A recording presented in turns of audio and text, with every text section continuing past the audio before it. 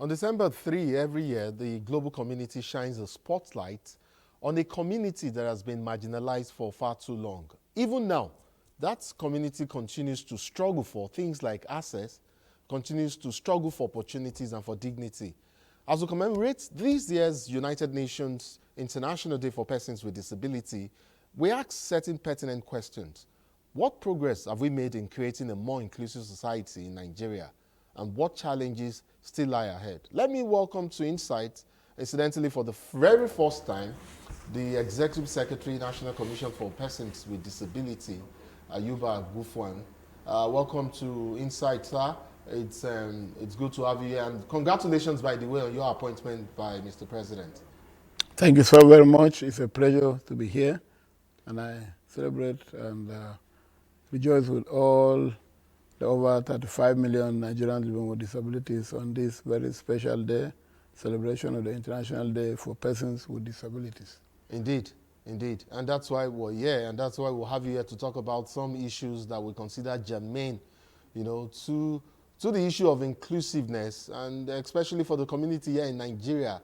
But then, I wonder what your leadership portends for that community, your constituents. And I say this against the backdrop of the theme for this year's IDPD, which is amplifying the leadership of persons with disability for an inclusive and sustainable future. I am sure you have your key priorities all lined out and set up as far as the PWD's community is concerned. But then, what kind of leadership do you envision and do you intend to project in implementing whatever blueprints that you have for this community? Let's talk about that before we go into other specifics, along the way. Anyway, thank you so very much. I'm coming on board at a very critical time in the history of the disability agitation, the battle for inclusion in Nigeria. When our lawmakers passed the discrimination against persons with disabilities bill, they gave a moratorium, a 5-year period of grace, where everyone who was not doing the right thing had about 5 years to measure up. Is it owners of buildings? Is it policy makers? Everybody, 5 years of grace to make sure all people, all buildings, every inaccessible. So 2018 to date means that moratorium has elapsed, That right? the moratorium has elapsed, and so now is the time for full-scale implementation. The grace having withdrawn, and now it's time for the full weight of the law to descend on defaulting persons, organizations, and agencies. So your leadership. So what I'm trying to do, coming in at this very critical period, is to galvanize and have a very crack team. My desire is to have a wonderful team. So my leadership centered on team spirit. I'm trying to galvanize the staff of the commission, volunteers, our partners, and agencies that will be involved in this implementation, so that we can really form ourselves into a crack team and then hit the ground running. It's the ground running. That will lead me to some specifics. We know that you already referenced the existing legislation in Nigeria, that is the Discrimination Against Persons with Disability Prohibition Law, which the Act, which of course is a law, But you and I know, you've talked about this 5-year moratorium, the period that has since elapsed, and now you're focused on implementation. We know that in spite of all that has happened with the law and everything, PWDs continue to bear the brunt of inaccessibility to public, even to public infrastructure, as in 15 times more than people without disability. So when you say your plan now is to build a crack team, galvanize for action, what's the plan really?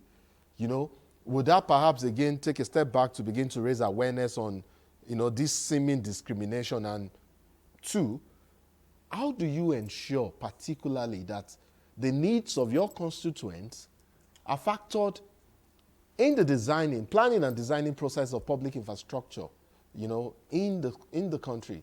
What level of partnerships would you be looking at to establish, some of these synergies or some of these plans that you have in order for them also to become sustainable? Thank you so very much. Let me respond this way. In the past, we in the disability community thought that this battle, the agitation for inclusion, eradication of barriers, and all manner of discrimination was a battle between we versus them. In other words, we in the disability community versus the rest of the world, the able-bodied people. And we kind of push that way, but now we're realizing that no, let's take a second look. Okay.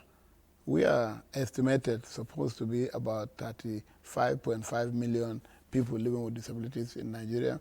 And if you look at the fact that every one of these 35.5 million was given birth to by one father and one mother, if you multiply that by 35.5 million, and you factor in the fact that we have our brothers, our sisters, our uncles, our cousins, and everyone, you will discover that there's no such thing as we versus them.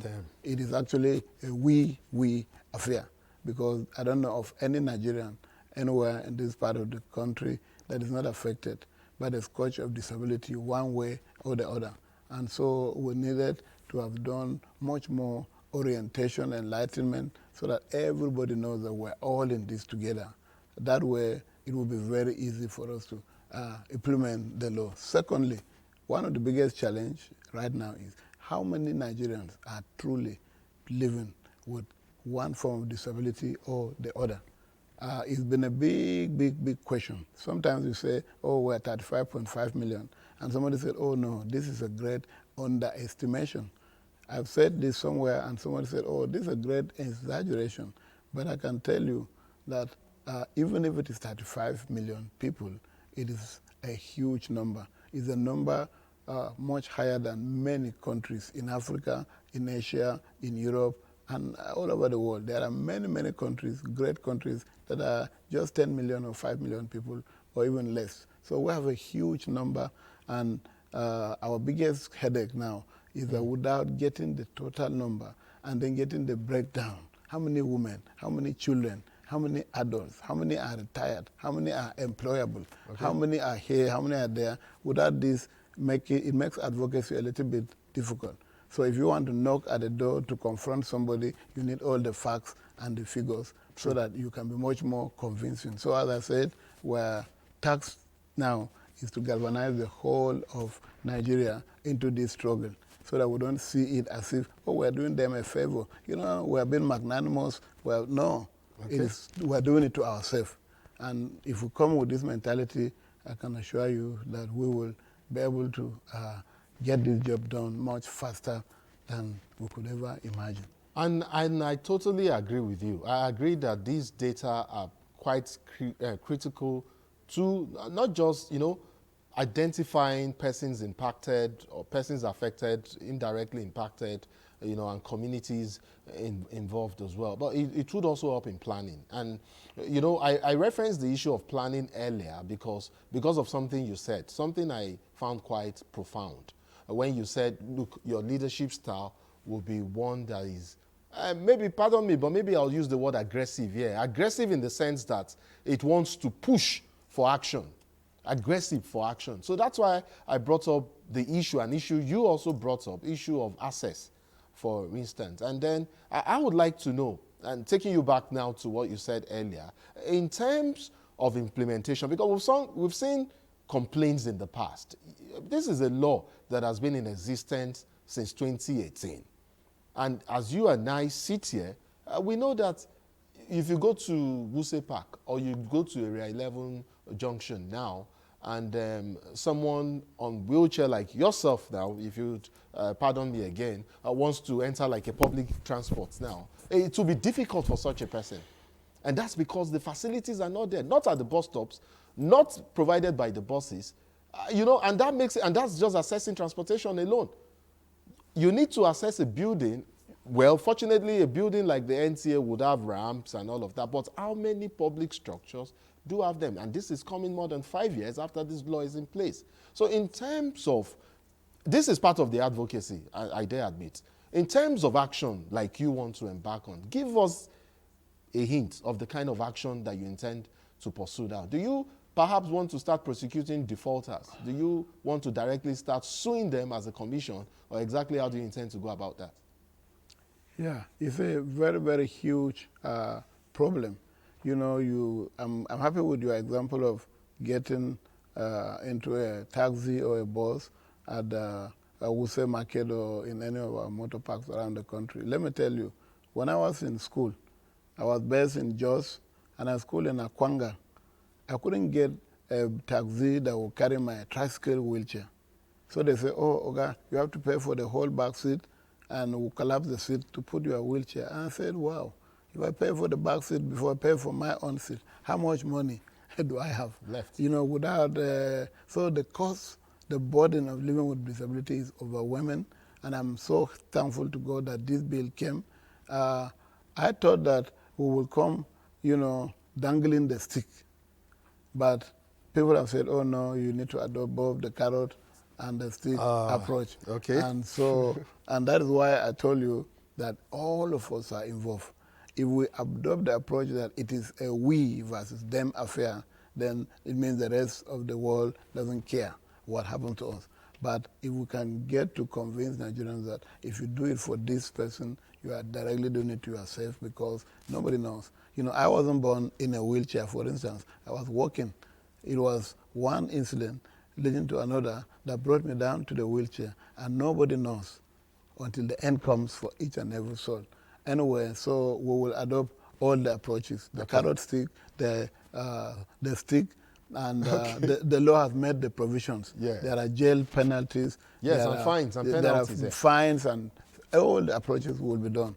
But the greatest message and the approach will be to appeal to Nigerians to see the necessity to get this done. Would you perhaps adopt this same advocacy format or style in addressing other, you know, equally important areas and key areas, such as maybe education and employment opportunities? We're seeing improvements, all right, you know, especially in the strengthening of educational institutions and teachers to deliver better inclusive education in Nigeria. But what more do you think should be done to infuse issues like maybe skills acquisition in schools for PWDs just to better their chances, you know, of self-reliance and better employment prospects maybe? Is that perhaps another key or core priority for your leadership? Oh yeah, certainly. Now let me tell you something. Sometimes people have this feeling that if you give a person with disability job, it's just on the ground of magnanimity, that you are just kind-hearted. People make it look as if people even with disabilities do not really have much to offer, you know, to the system. That is a great fallacy. It's one of the biggest errors.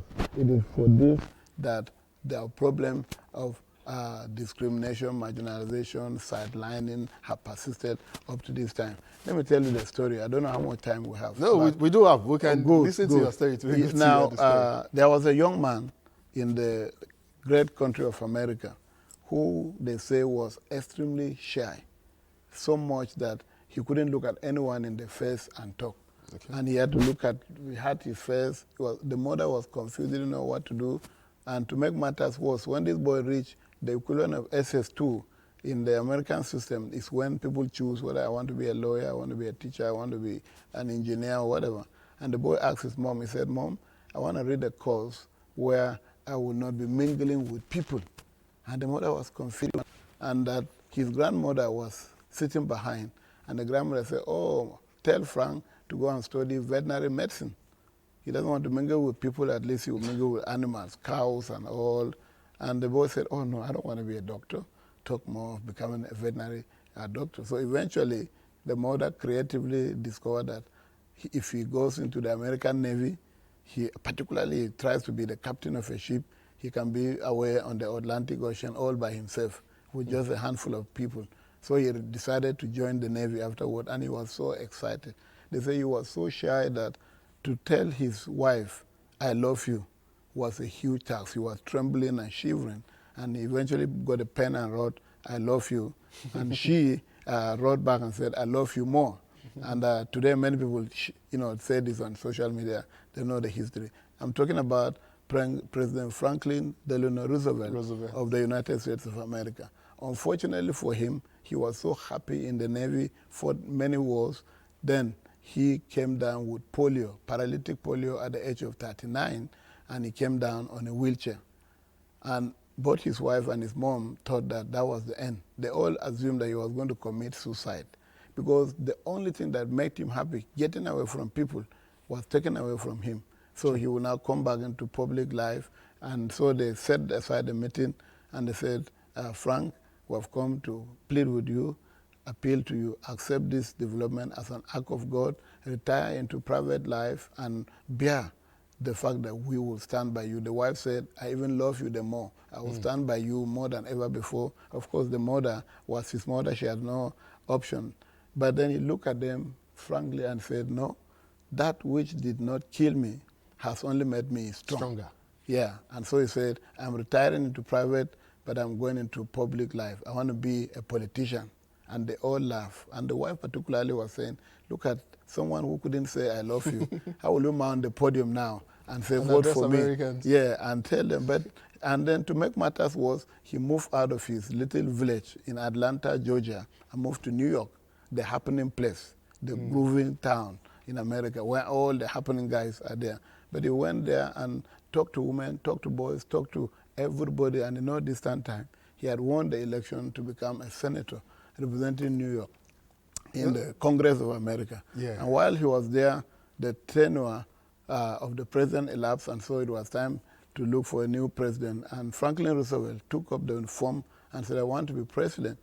And he went around, before you know it, he had toured all 52 states of America, and he won the election to become the American president. Unfortunately for him, as soon as he got into the White House, the World War began, Second World War. And so he was able to conquer the Nazi Germany and the imperialist Japanese army, all on a wheelchair. His legs were weak, but his character, his mind, the willpower was all strong. And that he's one of the first person in America that promised the citizens that I'm going to be president for only one tenure. And so at the expiration of one tenure, he took up the pen and he was writing his hand over notes.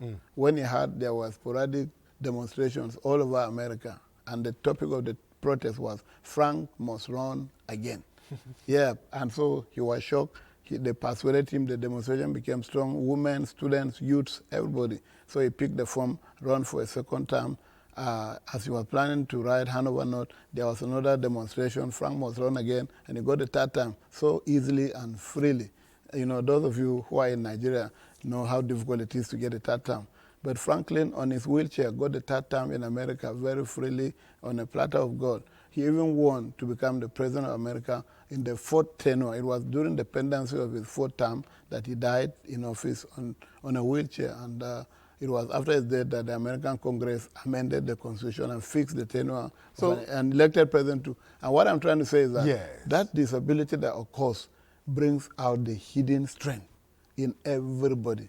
So if you employ a person living with disabilities, you've gotten an asset for your organization or for your system. If you befriend a person living with disabilities, you've gotten a friend for life. But we must speak and thank you for the story. I'm sure our viewer out there, those conversant with the story have been nodding and following you. I mean, and those not conversant with this story have just learned about it. But then there are a couple of issues that are quite instructive here. Yes, he did go on to achieve all that he set his mind to. But one would wonder the role of, say, maybe his family. One would wonder the role of the community. One would also wonder, the structure in place provided, public structures in place provided and created by the government and all of that. If you were to just oppose, times have since changed, even in America. Yes, things have greatly improved from when they took place way back then.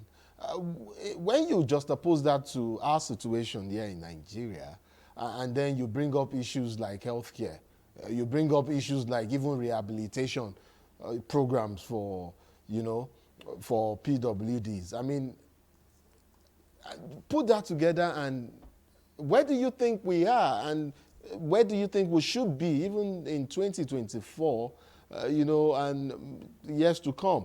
Are you satisfied with how things are right now?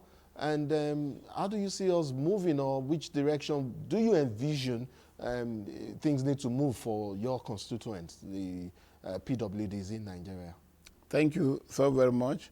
The enabling law that set up the National Commission for Persons with Disabilities clearly provided for that 5% of all employment opportunities be reserved for people living with disabilities.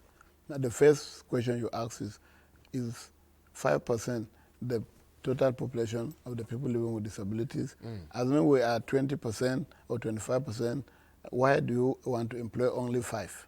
What will you do with the rest? What happens to them if they are ably and capably qualified for the jobs? So what I'm saying is that while this is a good starting point, there is need for more. Okay. And so we in the disability community, we are appreciate, what have been done. We're simply saying, give us more, give us more. And so, as I'm saying, right now, the health provisions, the educational, everything that has been done at this point has not carried us alone. The people with disabilities are simply saying, we need more, we need more. And so going forward, our desire, and our president, President Bola Ahmed Tinubu, came in on the mantra of renewed hope, the renewed hope agenda.